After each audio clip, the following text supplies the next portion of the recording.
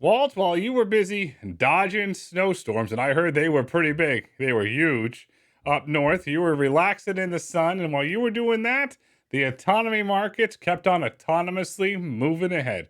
We had big news from Waymo, Wayve, NVIDIA, and Uber's identity crisis continues. And I wrote in This Week in the Autonomy Economy, will the real Uber please stand up? Please stand up. See, I'm channeling my inner Eminem there. Let's kick things off with Uber and their autonomous solutions. What are they trying to be now? Well, I think the drumbeat is strong because the stock is now kind of languishing in the low 70s. And clearly the overhang is the risk of autonomy in the future. So they're really trying to push harder on changing that narrative and addressing those concerns of investors. Let's start with this tome of a piece that they put out called announcing, I guess, Uber Autonomous Solutions. A lot of stuff that they have talked about before in kind of the value that they believe that they provide, whether it's insurance programs and mapping data, fleet financing, whatever. I mean, I think we should go through quickly as we can this point by point. But yeah, it's just more kind of messaging to say that they do have a plan for the future autonomous world. And by the way, haven't heard them talk about autonomy taking multiple decades to scale. It looks like that little message point has been tucked away, recently. That message point went away like the McRib because reading this, it reads like a McDonald's menu. You want to start in breaking it down here one by one? I mean, the first thing they talk about is training data. Later in this tome of a piece, Wayve, an autonomous company, gave a quote saying Uber's multi-sensor and dash cam data across global markets adds critical diversity and complexity to our training, accelerating commercialization. So we know Wayve uses training. How much do you think they're now reliant on Uber? It said, adds critical diversity. Obviously, Wayve has their own set of data. How important do you think training data is to autonomous companies? It's not as important today as you would think it would be. You asked me 5, 10 years ago, it was very important. The data that these vehicles are gathering is so specialized. And the problem is when you're gathering dash cam data, I'm just going to say it, you have a lot of noise. You have a lot of noise and a lot of things that you don't necessarily need. So I don't think it's necessarily important as it is today, the way these simulation models have grown and evolved. And if you look at Wave, the tours they've done, they've gathered quite a tremendous amount of data. We'll have to do more work on Uber in terms of is it just dash cam data, or are they seeing, is there, in some cases, just some of these drivers have specific data so we see how they're actually reacting, as opposed to Tesla, which I think has a lot of dash cam data themselves. I'm not sure how much they can pull from the individual drivers, but if this is their number one bullet point on what Uber Autonomous Solutions means, then I think, you can't help but not ignore a lot of the dash cam data that maybe Tesla has. Well, don't forget, Tesla has, it's not really necessarily driver behavior. Tesla has all the miles behavior of how the vehicles drive. They have more data than anybody. And we don't have any public stats on this, but it'll be fascinating to know what percentage of the data that Tesla gathers that they use to train the model and what percent they throw away. And I'm going to go out on a limb here. I'm going to say the number that they throw away is probably larger than most people think. All right, let's try and get through these points. The next point that Uber talks about in terms of this Uber Autonomous Solutions is data enriched mapping, basically saying that their dynamic geospatial data helps AV partners refine pickups. And I got to say that this is, I think, legit. We'll get later to some of the research notes that were put out there. I think Balaji was pushing, the CFO of Uber was pushing a Jeffries note, very small sample size, but talking about, how the pickups of a human pickup versus a Waymo pickup is different. Although I will say, Grayson, when we were in Austin and we got a human pickup from the Uber driver, the guy picked us up in the middle of the street, and the Waymo's, I always forget the name of that rib joint, but Terry Luke's or whatever it's called. But they picked us up in the parking lot. So in our situation, the pickup was better. With that said, I get it. The pickups are going to have to be something that's improved, and Uber's claiming that for their autonomous partners, they can help out here. The restaurant's Terry Black's, and it became even more famous this week. Secretary Kennedy was there cooking barbecue. So even more famous there. There's a video on X there of the secretary. I like the drop off and pickoffs. When I co-chair the Autonomous Vehicle Task Force City Beverly Hills, one thing that we focused on was drop off and pickups. And for companies that are trying to solve that, I will tell you, there's a lot of publicly available free data in the GIS database, mappings of curbs. And it's really going to come down to the debate of the curb, because at the end of the day, the city controls the curb, and it's going to come down to local city ordinances of how they zone the curb. If you take a city, say San Francisco, for example, or Miami, for example, and if they start designating drop off and pickup zones, that becomes irrelevant. But today, it is a very, very good point, because the drop off and pickups are something that is going to have to be figured out long term. I mean, the challenge here is for a Waymo pickup. It's kind of like the stop signs with Tesla FSD, where it's literally coming to a complete stop, where it really shouldn't have to do that.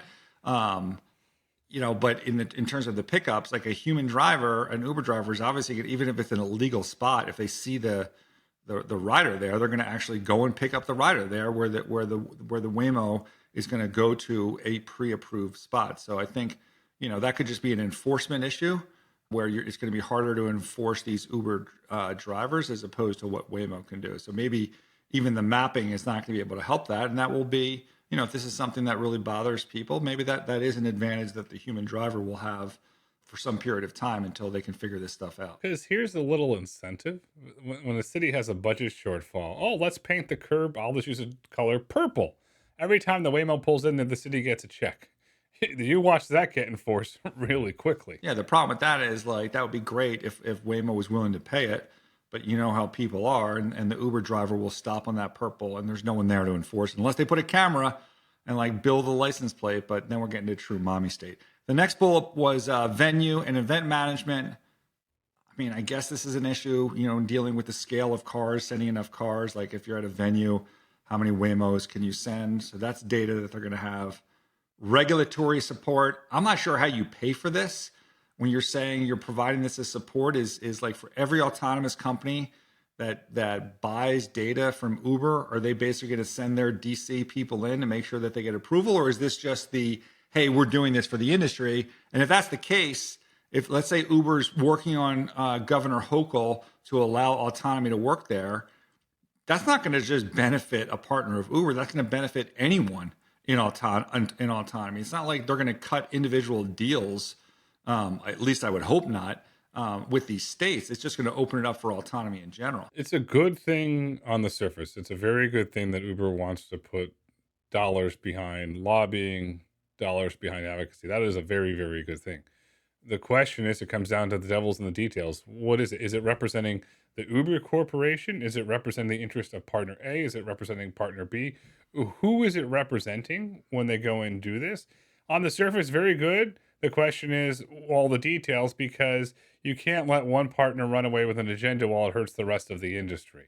If it's truly bipartisan and it's truly, yes, we're all for the industry, it's great, but only time will tell, because as you know, sometimes individual companies have policy agendas and they want to push their particular policy agenda, sometimes to the detriment of the company, but to the benefit of to the detriment of the industry, to the benefit of their company. So it's something that we're going to have to watch and see. Yeah, and it wouldn't shock me, to be honest, if Uber joined labor in preventing autonomy in some markets, if this ultimately became a risk. So I don't know about the regulatory support, how they get monetized for it, and how that's unique for autonomous solutions. That line is what makes Walt Walt. That is a very interesting line. And in some ways, if Uber decides that autonomy is a risk, yeah, it could happen. Don't ever rule it out. I like that contrarian view there. Well done, Walt. And you know what you're going to get for that? You're going to get a clappy hat for thinking outside the box there. Well done, Walt. I think it's just my cynicism of spending way too much time in DC and seeing how companies act. Let's move on to the next one. It's high up on their bullet points here. Fleet financing. This is part of Uber Autonomous Solutions that they're pitching as the thing. This is just using the balance sheet. And again, we all know that they're saying long term, they're going to, financialize REITs. This is stuff that we've talked about. I think even before the company has, it's because it's not rocket science, right? In the earliest days, we've talked about this, but in the meantime, they're going to use the balance sheet, right? Yeah. And we agree with Uber that there will be a market for it, as there will be a market to finance a lot of the fleet management. But, basically saying you're going to pay for cars as part of Uber Autonomous Solutions, okay, I'm not sure how that's truly differentiated. Well, it goes back to Slim Shady. Do they want to be in the asset business or do they want to be in the asset life The business? next part of the Uber autonomous solutions is in-car experience. And there's T-Mobile basically purchased an iPad that goes into the back of cars. That's part of in-car experience. It's also like having the music on, all the stuff that we know Uber and Lyft can do. But let me talk about in-car experience for a second, Grayson. There is no better in-car experience today in rideshare than Waymo. You get in a car, it drives exactly the same every single time, and there's no risk or safety or different type of driver. And I don't even need to mention it. Everyone knows the issues that go along with this. So like this one, like honestly, in-car experience. Now look, Nuro and WeRide both give a quote. Then when they're talking about the value of Uber autonomous solutions, Nuro's quote was, Uber has done an excellent work designing an in-vehicle experience that will deliver the intuitive in-car interface riders expect. That's from Chapin.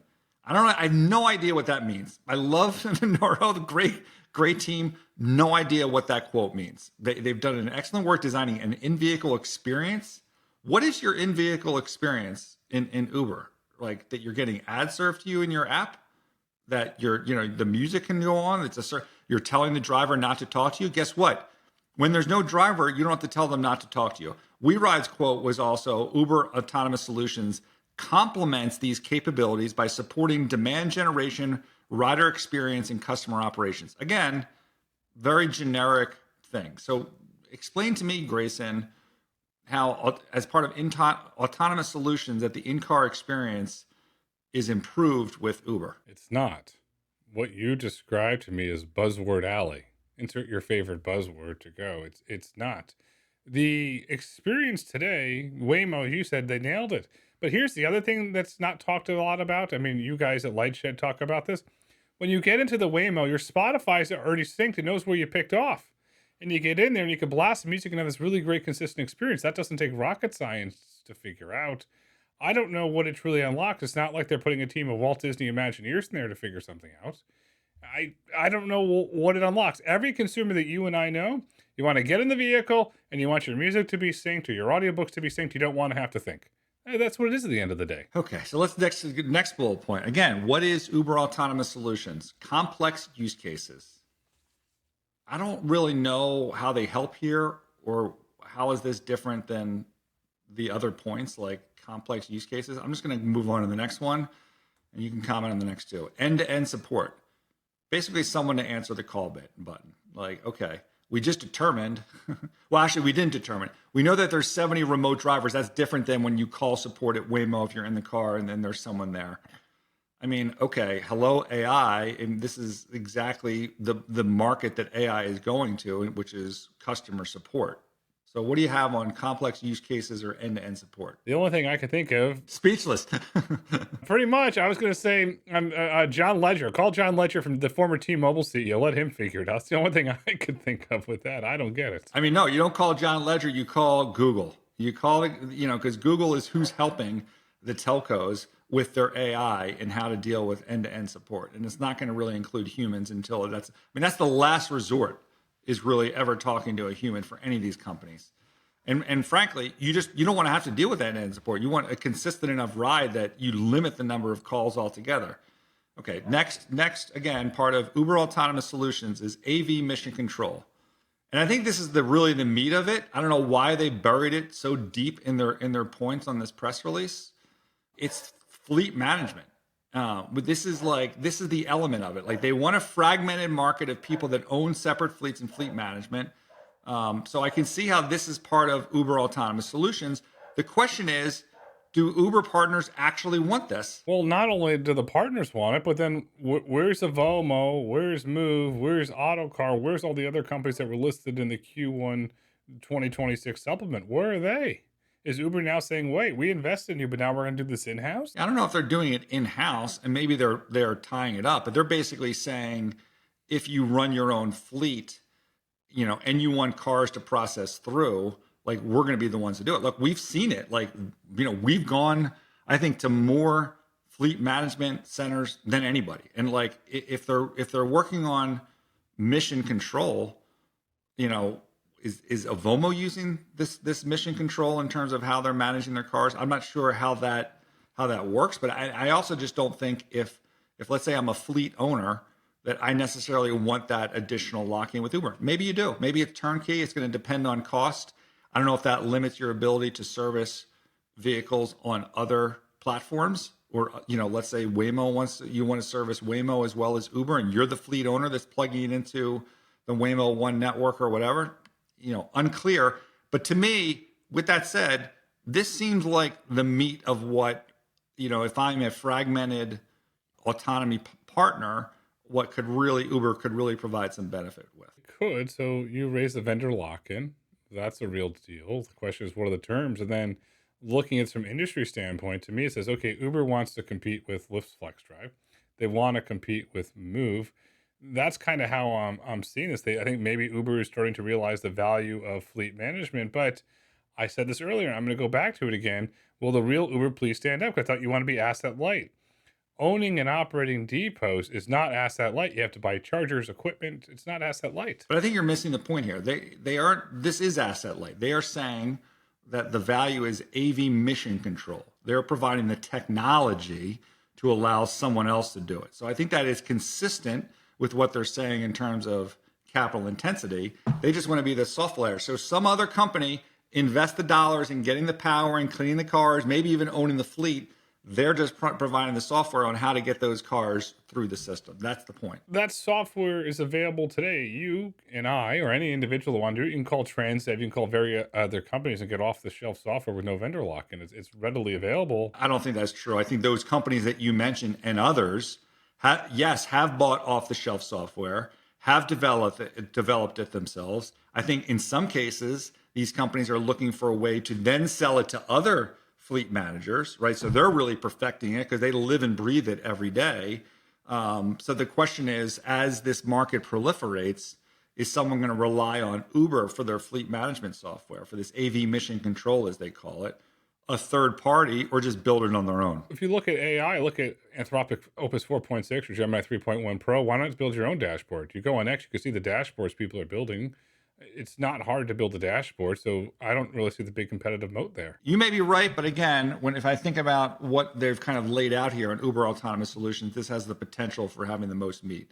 Let's move on to the next bullet point in this release, which is remote assistance.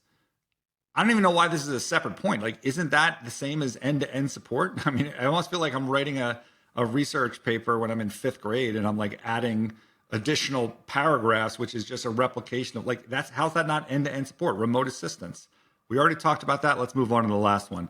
AV insurance, as a thing. I don't know. I guess what they're saying is like Uber has negotiated all these insurance things for their drivers. I think already today, some of their fleet partners have done a better job at securing their own insurance for their own drivers and their own fleets. So I'm not sure they need help with this. And I know that you spent a lot of time in talking to the insurance industry. Where do you rank this in terms of one of the opportunities that Uber has to kind of get lock-in through Uber Autonomous Solutions? Of all the things we discussed, it's the most important one, hands down, because we don't have any publicly available data, so this is all based on assumptions. Depending on the way the policy, if you want to say that the captive is built, Uber, because of their balance sheet and their financial resources, could go out, hire an Aon or hire a Marsh to go out to the market. Star, for example, Star Insurance has Waymo, and build a program where those rates can go dramatically down, and then reinsure some of that risk, and allow, I'm going to call it Walt's autonomy robo taxis, to get the insurance that you wouldn't be able to get for a price that you can afford to do it. So depending on how it's structured, it's potentially a very, very big disruptive move. So after going through every one of these points, I am going to summarize this and say, what is Uber Autonomous Solutions? Okay, we have this training data to help your actual product work better. Seems like it's supplementary, not reliant. We got mapping to make the car actually drop you off at a pretty important thing, I think. They got, the in-car experience. Honestly, that's a throwaway in my view. The mission control, I think there's meat on this. You're a little bit more skeptical. How do you, as a fleet manager or as an autonomous company, manage all these things? AV insurance, and then lastly, I think financing. I think it's basically those are the major pie pieces in what autonomy is. This is stuff we assume that they were already giving to Neuro and WeRide anyway, right? They're just effectively formalizing this in their name. Do you think they're formalizing it and putting out this release, then going on the podcast circuit again to try and alleviate some of the fears that have been emerging on Wall Street against their autonomy strategy? I mean, obviously, that's what we led with. The stocks languishing in the 70s. This is, the primary concern. Now, people aren't like asking about like how Uber Eats is going to perform next quarter. It's the overhang of autonomy.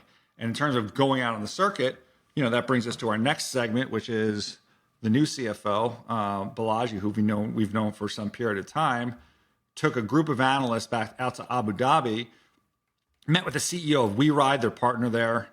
They have a fleet partner in Tawassul, I think is how you pronounce it.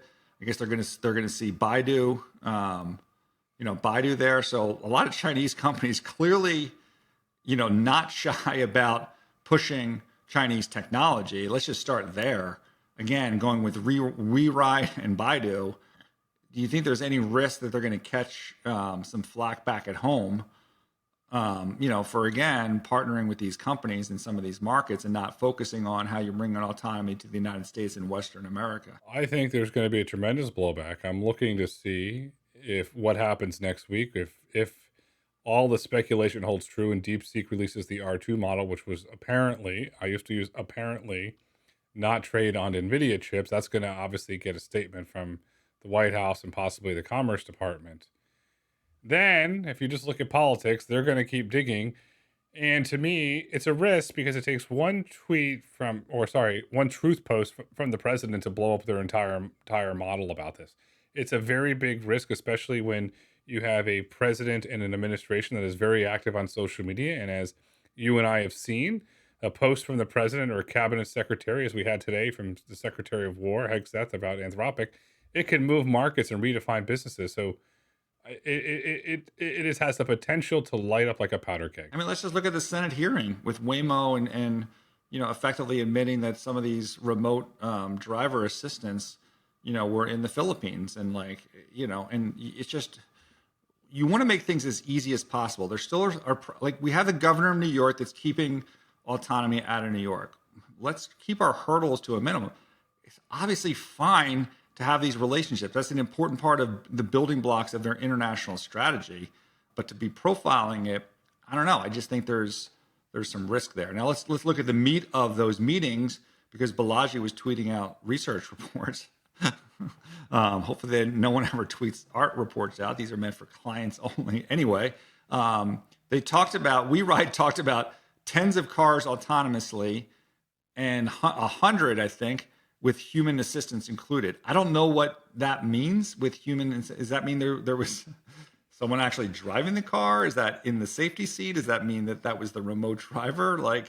And are we supposed to be fired up about tens of cars? Because all the feedback we get about Tesla in Austin with tens of cars has not what I would call positive from investors in general. But here, tens of cars we're supposed to be thrilled about. And for WeRide, that I think last week we were heard on some podcasts is allegedly equal to where Waymo is in the market today. I put the inspector hat on here because when we saw the multitude of press releases coming out of the UAE in Saudi Arabia, I said, okay, let's take the inspector hat and let's go over to Saudi Arabia into the UAE and let's find out what's going on there.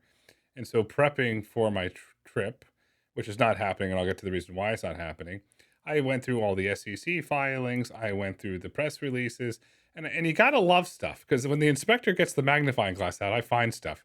All the way at the bottom of the press release in a light gray font, vehicles with safety drivers, both with the Baidu RT6 and with the rewrites. And then so I dive further into it and I find out the zones that they're operating in. They're operating primarily in tourist zones. The interesting thing, and the reason why I'm not going, that part of the world is currently celebrating Ramadan.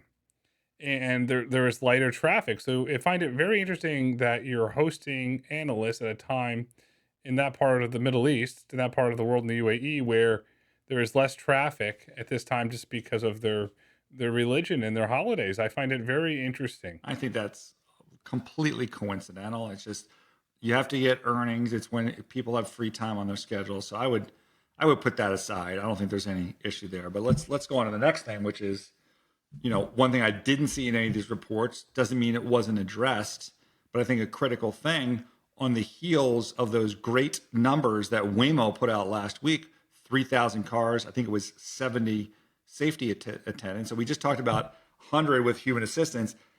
In the tens of cars that are driven autonomously, what's the ratio of remote driver assistance, and what is the role of those driver assistants? Are they driving, with a wheel, or is it the way Waymo has it, where it's just telling the car what to do and the car is already under control? You have the CEO of WeRide. Those are probably the questions you want to ask them. Maybe they were answered. Didn't see it addressed. I obviously responded on Twitter. Maybe we'll get a response from Balaji or someone else. Hopefully, I think as you and I have talked about, and I've written about, in certain companies, there's a lack of true understanding of how these are going, and we need benchmarks. It would be really great if all companies agree to a standard benchmark.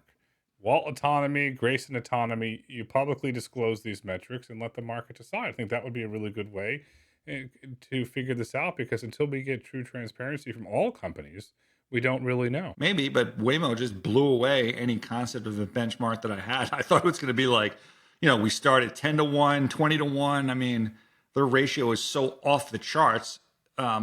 Until someone else gives me data, in my view, Waymo is in a league of their own in terms of true autonomy. So, I think it's incumbent upon every other autonomy company to provide that data, because right now that is such a strong point for where Waymo is in the market that it's a shame that that data didn't come out. Balaji, I think, tweeted another thing. You can find it on Twitter if you're looking for this stuff. There was another report that was pushing that Uber's building the API with highly sophisticated physical and digital components, and that Uber software underpins the entire servicing in the vehicle to ensure efficiency for utilization. I think this is what we just talked about in the Uber autonomous solution, which is why I think that is the meat of, I think, the new messaging, or the, I don't want to call it new, but the messaging now in terms of autonomy, that, when we have this fragmented market, Uber is going to be the critical API that gives you that software, even how to manage your fleet, not just providing you the demand, not just providing you the training data, but how to manage the fleet. It's interesting. But if the two biggest companies, and you're right, Waymo is in a league of their own. That was a great movie, by the way. Tom Hanks was wonderful in that. Waymo is not going to go to Uber for services. First of all, they have Alphabet's balance sheet, and they're building it all in-house. And then you have Tesla that's building it all in-house. And when robotaxi scales, I don't know. But at some point, they are going to scale. And then does Uber just act as the Hoover vacuum cleaner and vacuum up all the other parts and try and put it in this ecosystem? Do you want to say form a third, so you get your big three? Yes, absolutely. Of course, that's the whole point, right? That is the whole point, that if Waymo is not there as your partner, if Tesla's not there as your partner, that you can provide this fleet management service to these third parties. So I get it. And again, that's why I said that I thought that was the meat of, Uber Autonomous Solutions. This analyst, I said, I guess in the report, claimed this is underappreciated. For any of our longtime listeners, ain't underappreciated here. We've been talking about it for however many episodes that we have. And we've actually gone to these places like Avomo. Again, we've looked at Avomo. We've looked at the ones in LA. I can't remember all the different, partners that they have. I can't say that these things are working like a fine-oiled machine. And let's, give a shout out to Lyft. But part of what Lyft wants to do with FlexDrive, again, we're not going to know until towards the end of this year, is to run a very efficient machine. So I don't know, maybe this is in response because they've been getting inbounds of like, hey, Lyft is really talking up FlexDrive and how they're going to be much more efficient. And this is the Uber's response, like, hey, just ignore Avomo and everything else that we've dealt with. We're going to have these API or whatever it is to make fleet management better. We'll be watching. Super fragmented market. I think we've had more conversations with all the fragmented players than anybody. not sure that people are eager to hop on using Uber software, but we'll see. And here's an interesting tidbit to put into that. When Jeremy Bird, AVP of Growth of Lyft, came on the Road to Autonomy podcast, I asked him point blank, and you can go listen to the episode. I said, at some point, could Lyft just have a partner to use FlexDrive and not Lyft? And his exact words were, possibly. So the door's open that Lyft could truly scale FlexDrive. And then that gets really interesting there as well. Sure. I mean, I've talked about that before. It's like, hey, that's a business onto its own that, as we've seen in the telco land, you've got massive REITs and American Tower and others that there's a big business that. It's going to take a while, right? And there's going to be a lot of early investments. There's going to be some failures. There's going to be some roll-ups. But, and then, again, I fully appreciate what Uber is trying to do. Great. Well, but we'll be here every week with the data points, because as we meet and talk to these people, like, are you using this software? What role does that play? Let's move on to the next report, which I think is unrelated to what was happening in Abu Dhabi, and another report that again put out there by the CFO of the company. I guess that a broker went and did 34 trips in Austin. I mean, put that context in there. Our buddy David Moss, who was on the podcast, did a few more rides than that. There's bar graphs of pickup times and this, that, and the other thing. I mean, look, 34 as your sample size in February of 26, when supply is admittedly low. Like, the question just is like, what do pickup times now mean for what pickup times are going to be 5 years from now, 3 years from now, 6 months from now? So, and at the end of the day, stocks are about future, not the past. It's not the current state of what we're going. So great bar charts, and we'll see how those bar charts, change over time. But don't you find it interesting that this analyst or broker chose to go to Austin, where you couldn't do a side-by-side comparison, since Waymo is only available on Uber? Shouldn't have they've gone to, say, LA or San Francisco and done a true side-by-side comparison? I say that because about 6 months ago, the San Francisco Standard did a side-by-side comparison where they put two reporters going starting at this destination and go to this destination for multiple times throughout the city. And it was really interesting data because you were able to really compare everything. Yeah, I mean, look, I'm sure they're there because of robotaxi and wanted to get experience that. But and I appreciate the work. Like, this is the type of, you'd rather have this work being done than not. So I definitely applaud them for doing it. But just let's put some context on it. Balaji calls this initial novelty. This is once the initial novelty of autonomy wears off, like getting a pickup in 3 minutes versus 7 minutes. Like, I'm just going to say, I fundamentally disagree with this concept that this is a novelty to take autonomy.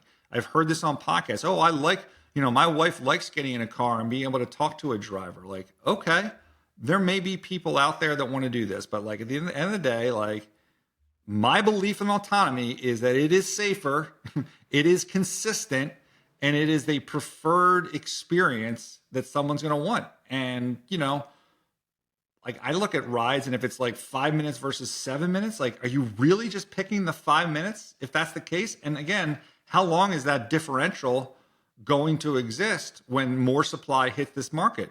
Not in decades, right? Not in decades, maybe not in months, but certainly within the, the investment horizon. It's coming sooner than I think most individuals understand. And look, we got the proof point, Waymo's $16 billion round. The vehicle's coming from Hyundai, and the consumers I talk to, Uber's not going to want to hear this. They will wait that extra time, especially when they're older. Fear of driver.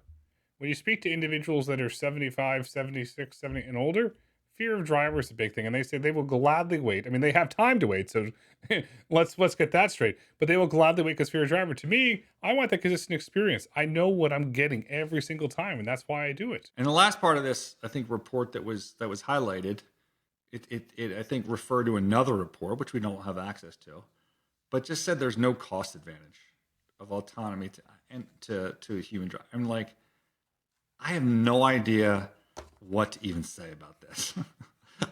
I mean, I honestly, until I see the assumptions, I can only assume they're using like a Jag price at $250,000 in advertising. I don't know, but like, come on. Autonomy at scale, no human, lower insurance, higher utilization. Like even Uber themselves, going back to the IPO, when you talk about the future benefit of autonomy, specifically talked about cost advantage.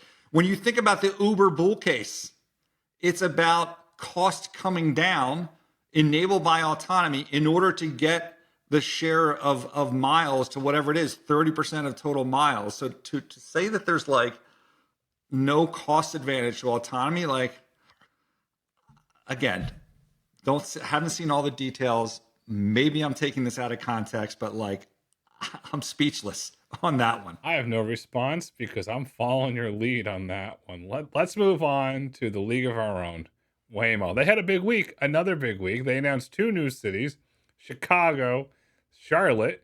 And the mayor of Charlotte come out, really big in supporting it. No surprise here. Crickets from Chicago elected officials, but they're clearly scaling. Right. So let's get all, let's talk Waymo. This is now, with this announcement, Chicago and Charlotte, 32 markets. Now, 3 of these are not in the top 50. And the context there is this is New Orleans, Buffalo, and Truckee, California. And the reason those 3, were talked about because those are harsher weather conditions. Obviously, Buffalo, I'm not sure what the harsher weather conditions are in New Orleans. I guess a lot of rain maybe, but so it's really, Waymo is now 29 in the top 50, and then you got some, tough markets. So that's pretty solid. Obviously, they need more volume there. Let's look at the top 3 markets that haven't been announced yet. Riverside, California. I don't know. I'm going to put that as a prediction. I'm saying that's going to happen soon. We'll see. They've already gotten parts of Riverside already approved by regulators, so that seems like the next one. Portland, and I'm not sure why you'd want to go to Portland, but given some of the regulatory issues they have there, and then Cincinnati. What's your prediction for the next market for Waymo to announce? Based on that list, Portland. Why? Portland? Yes, very simple. Waymo has lobbyists, and there's public records and the amount of money they've been spent lobbying and meeting with elected officials there to push it in there. Waymo is eyeing Portland, and you can go look at all the public lobbying disclosures for that. Well, look, maybe I'm wrong, but it seems to me that Portland would feel like a city that would not want autonomy there. I hope I'm wrong. And my apologies to anyone from Portland if I've underestimated your ability to accept technology, given the yoke that we live under in New York. When I saw the filings, just like, oh boy. That's what I'll say. And it follows what's happening in Seattle. Oh boy. It just seems, and I don't know why this happens, Waymo seems to have an appetite for punishment of going to places where regulators don't want them. Boston, Portland, New York, Seattle.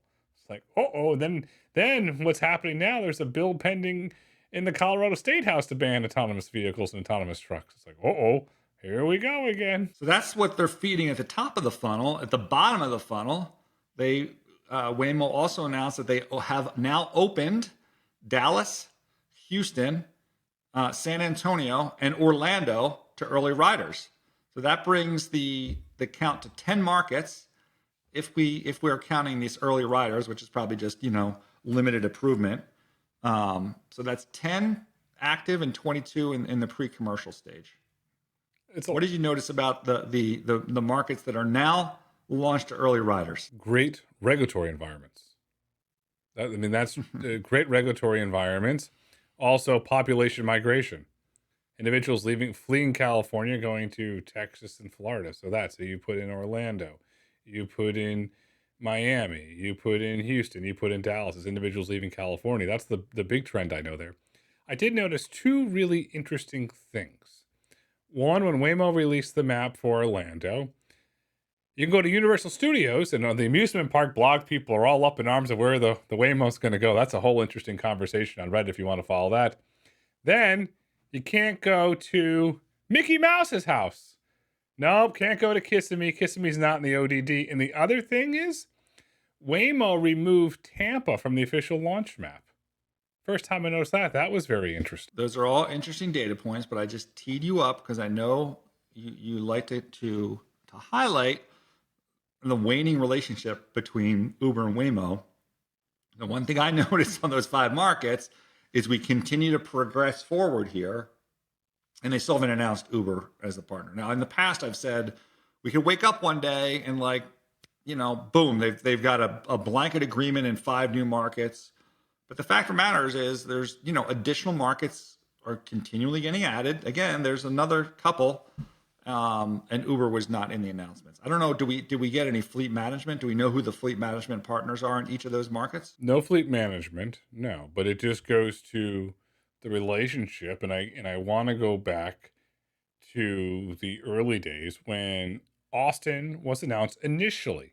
They were going to test, only available on Uber. It was in the original press release. When Atlanta was announced, only on Uber in the original press release.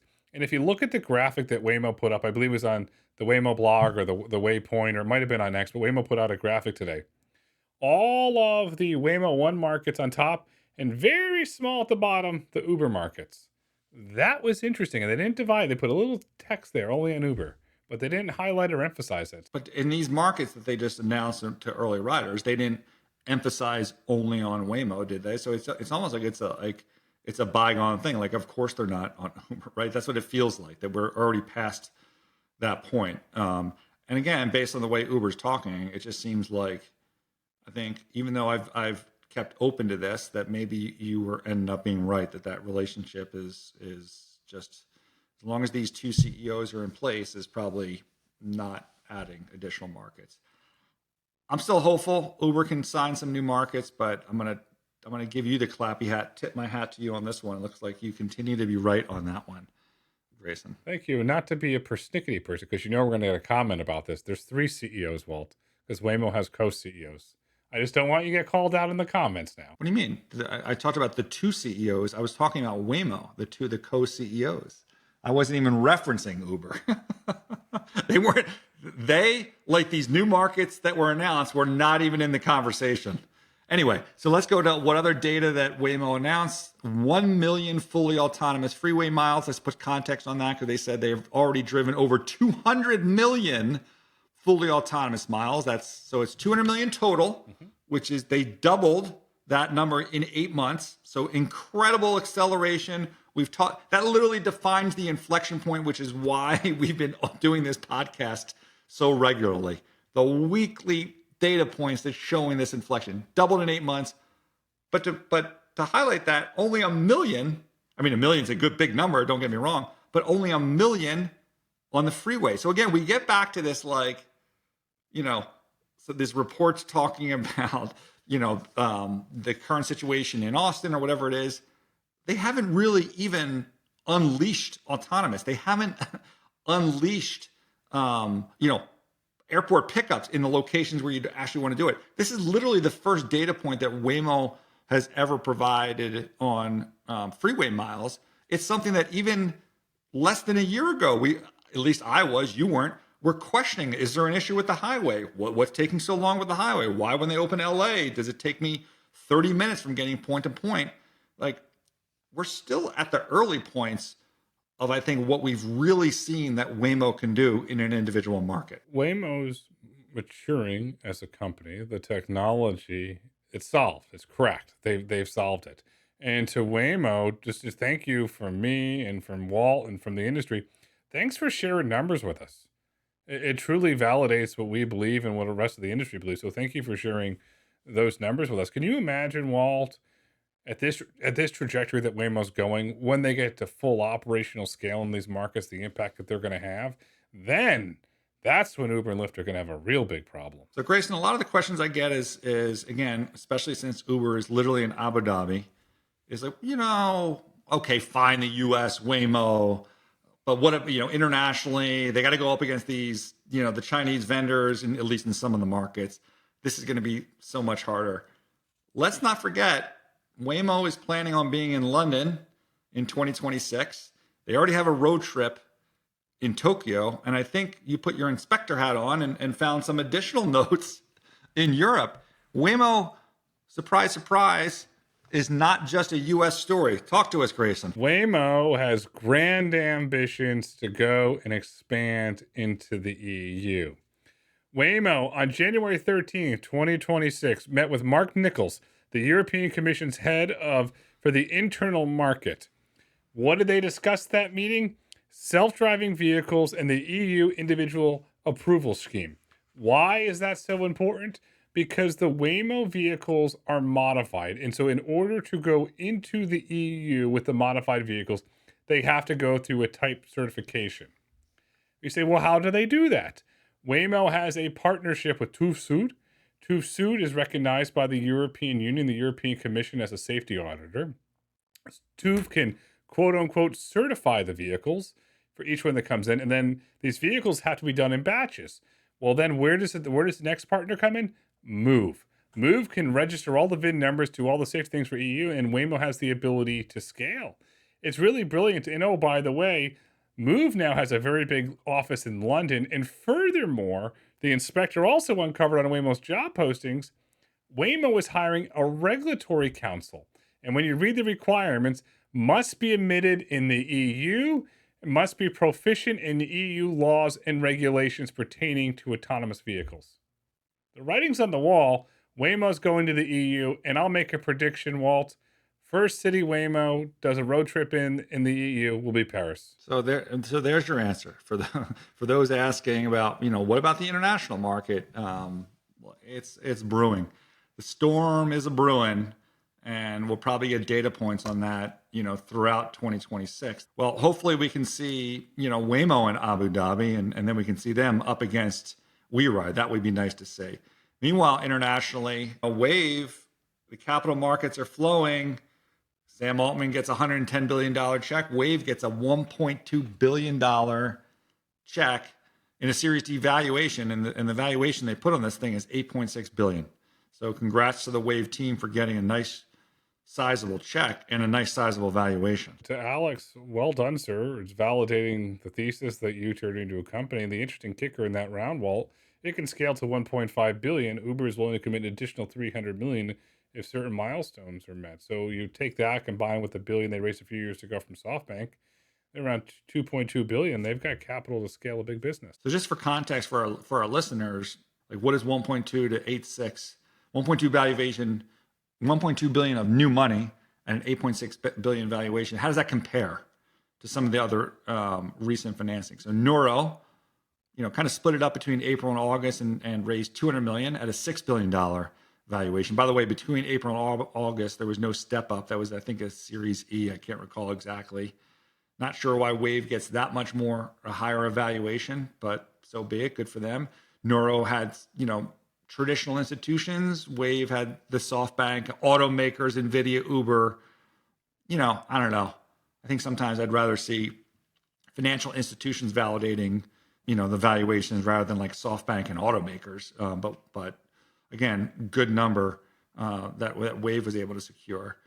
We also have Implied Intuition that raised in June of last year, $600 million at a $15 billion valuation. Definitely one of those companies that seems to be flying under the radar. It's a $15 billion valuation relative to 8.6 for Wayve. BlackRock and Kleiner being part of that. And then Wabi did a recent deal, I think valuing the company at $3 billion. So just to give you some context on where Wave's getting marketed or where Wave's getting valued in the private market. I said this before, and I said in an interview with Forbes last week that Applied Intuition is the most interesting company in autonomy. And when you take your BlackRock or your institutional investors that went in there, it's clearly validating what we see there. In the Wayve announcement, there's a few interesting things that stood out to me. So you mentioned the OEMs. They were Stellantis and Nissan. To me, that's interesting because 4 months ago, 3 months ago, we got a press release where NVIDIA, Stellantis, and Uber teamed up to build and Foxconn, can't forget Foxconn, to build and launch autonomous vehicle service in Europe. No autonomous driving partner, but all the partners minus Foxconn just invested in Wayve. I know I'm trying to connect the dots here, but there's a real possibility that Wayve could be the partner for that program. Maybe. I'm just personally not a huge fan of having OEMs be part of your rounds for technology companies. Let's get traditional investors in this thing, gives us more optionality. Who knows what the tie-in is to these companies? Who knows if that limits other OEMs or whoever their willingness to deal with it? Not my preferred money. But look, money's money. 1.2 is a great number, and hopefully there'll be another round at a higher valuation for them, maybe in the public markets, and we'll see true valuations as when we hit the public markets, in terms of how they treat these investors. Yeah, we'll see. And another 2 points that stood out is part of the release. Uber announced with Wayve they're going to launch in 10 markets, with London being the first market in 2026. And the other interesting thing is Uber is going to own and operate the Wayve fleet. That was interesting. We don't know who the OEM is, but they're going to own and operate the Wayve fleet. Yeah, I'm not surprised. And again, this is part of the early strategy. I'm sure they'll say that they'll be able to offlay them, which I think they would be if Wayve is successful. But Uber kind of stepping up for key partners, and certainly being on the same cap table with NVIDIA is never a bad thing. Speaking of NVIDIA, they had some news for us this week as well. NVIDIA, according to their CFO, physical AI contributed $6 billion in earnings to NVIDIA in the last quarter.